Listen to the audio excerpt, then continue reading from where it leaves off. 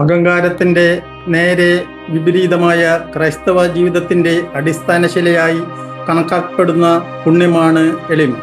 എളിമയെന്നാൽ തന്നെ തന്നെ താഴ്ത്തിക്കെട്ടലോ തനിക്ക് കഴിവുകളില്ലെന്ന് പറയലോ അല്ല, മറിച്ച് സത്യത്തിൽ ജീവിക്കുക എന്നതാണ്. തനിക്ക് ലഭിച്ച നന്മകളെല്ലാം ദൈവത്തിൻ്റെ ദാനമാണെന്നും അവിടുത്തെ മുമ്പിൽ താൻ ഒന്നുമല്ലെന്നും തിരിച്ചറിയുന്ന അവസ്ഥയാണിത്. ക്രിസ്തീയ എളിമയുടെ ഏറ്റവും വലിയ ഉദാഹരണം ഈശോമിശിഹ തന്നെയാണ്. ദൈവമായിരുന്നിട്ടും അവിടുന്ന് തന്നെ തന്നെ ശൂന്യനാക്കി ഒരു ദാസന്റെ രൂപം സ്വീകരിച്ചു. കുരിശുമരണം വരെ അനുസരണയുള്ളവനായി സ്വയം താഴ്ത്തി.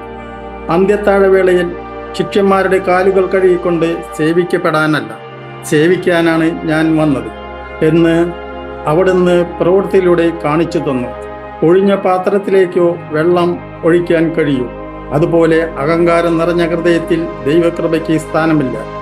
താൻ പാപിയാണെന്നും ദൈവത്തിൻ്റെ സഹായം തനിക്ക് ആവശ്യമാണെന്നും സമ്മതിക്കുന്ന എളിയ ഹൃദയങ്ങളിലാണ് ദൈവം വസിക്കുന്നത്.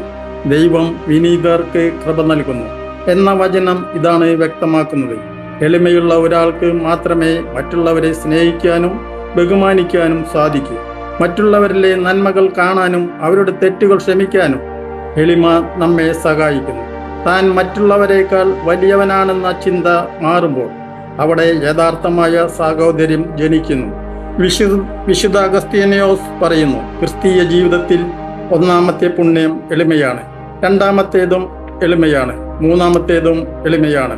എൻ്റെ ഈശോയെ, സൗമ്യതയും മനോവിനയവുമുള്ള നിന്റെ ഹൃദയത്തിന് ഒത്തവണ്ണം എൻ്റെ ഹൃദയത്തെയും മാറ്റണമേ. എന്നിലെ അഹങ്കാരത്തെ ദൂരീകരിച്ച് എപ്പോഴും നിന്റെ കൃപയിൽ ആശ്രയിച്ച് എളിമയോടെ ജീവിക്കാൻ എന്നെ പഠിപ്പിക്കണമേ.